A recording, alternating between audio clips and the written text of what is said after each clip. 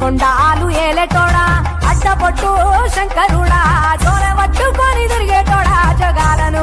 సజంగముడా కంఠాన గరళాన్ని దాసినోడా కంటి చూపుతో సృష్టిని నడిపేటోడా ఆది అంతాలు లేని